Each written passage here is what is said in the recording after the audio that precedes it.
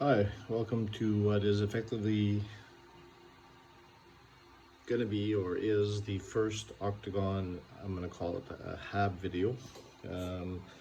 If you're trying to 3D print yourself a habitat, which would actually be like a space to live in, I call it a cabin or something like that, we're going to need construction materials. And if you're working with a 3D printer, the idea is to limit everything with a 20 by 20 space, and what we've got over here, or what I'm showing, are early prototypes of the tiles. In terms of design work, along the lines of Octagon, this is probably the first thing that was ever designed, way back in 2022. And obviously these tiles have a few errors in them, but they kind of serve the purpose in that they show the way that they actually interlock. So if I zoom in over here, you're going to see that we have an angled little button that allows the tile next to it to come in and slide, and does a bunch of overlaps. Now, fast forwarding the content of this video, it'll be the first in a couple of videos. I'm using these to actually build a case. What kind of a case? It's actually a suitcase, or very specifically a roller suitcase, to store the actual 3D printer so that I can travel with it. So here's where we're at, and kind of one of the reasons that I've chosen to show the video. And I'm going to go from simple to more complicated. Obviously, this is one of the more complicated parts of the actual suitcase. But this would be the first instantiation of the use of the tiles for something, I'm going to say, reasonably useful, which would be, if I was to finish this off completely, we could just say that it's a box. So I'm going to start off by just showing how the tiles kind of interconnect. And if we zoom in on here, there was some tolerance issues on the previous, the first few prototypes. That's why they're not being used. But you can see all of the buttons are facing upwards. Everything interlocks nicely. And if we look at this from the backside perspective, it's smooth. One could argue that this should be the outer surface. But from a printing perspective, I got to print with the buttons pointing upwards, so the contact areas are nice and smooth, so they're not filled with support. You can see that with this white filament here, there was really a problem, and obviously the tile can't be connected because I can't get that support out. But that seems to be fixed, and obviously I was printing these guys here directly on the printer bed. I'm going to show you a couple of artifacts here, which at the beginning gave me a nice surface, although the defects of the printer bed surface get reflected in the tile. But if I show some of the prettier, or some of the more, I'm going to call them perfect geometrically tiles, which I think is some of the newer ones, like this guy over here, I'm actually using a raft, and that allows me to have a nice bottom surface. So after the suitcase, maybe we'll flip everything around. But for the suitcase, basically, I'm going to continue having the buttons like this face on the outside. So when you're printing with these tiles or building with them, this is the reference corner. So again, the outer piece has this corner slot.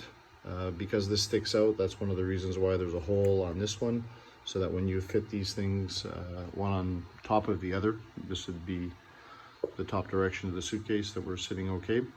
And again, the best way to print these things now is to make the sacrifice and actually do a raft, which there's a lot of throwaway materials. After 7 tiles, you get a tile for free if we weren't using rafts. But I was getting a lot of bowing off the plate, which is couldn't be avoided.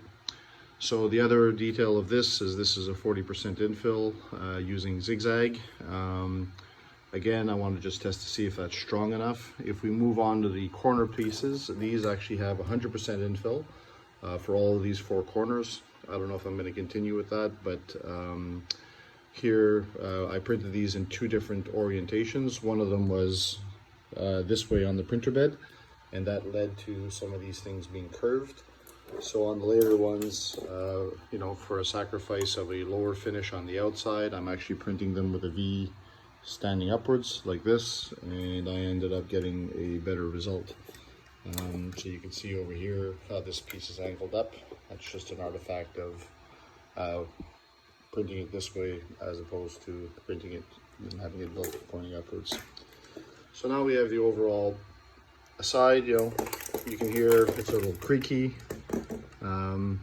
It's a little creaky. It's, you know, it's, I can't expect it to have a lot of strength, but obviously once we get the corners in, that's going to give it some rigidity. And here you can see, you know, some of the quality of the bowing, some of the effects. This is by no means, you know, a complete failure. It'll still serve, but it's one of the reasons why not to actually do, why I started using the Rafts and just made the sacrifice. So, you know, when I snap this on to the next one, it might break. And, you know, the idea is that these pieces fit together. You've got a certain amount of rigidity. You know, if one of these was to snap off for whatever reason, hopefully the whole suitcase doesn't fall apart on you, or the whole structure doesn't fall apart on you. So overall, you know, this is the first ring. I need to do another complete ring like this. There's going to be the equivalent of a total stack height of 4, but on the bottom and the top I cannot build a full ring like this because I need to obviously put some wheels in the suitcase. So here we're going to move over onto the wheel, but to understand all the details of it, I'm going to show how the final suitcase is. So obviously I'm wrapping around the box of my Ender 3 Pro. And what I want to be able to do is the wheels actually occupy some space inside. So that gives me the opportunity to put one box of filament and another box of filament in this space. And what that does is it creates an area for two things. Number one would be the wheels, and number two is going to be telescoping arms. Now, obviously this part here is lower, so I want to take advantage of that to put a handle to lift in. And obviously we're going to have a lid, and the shutdown mechanism is going to be flush. And obviously the handle is going to come in and sit below here. So this corner panel over here and this corner panel over here, just like the bottom two, need to be very specialized sections, like this big monster over here.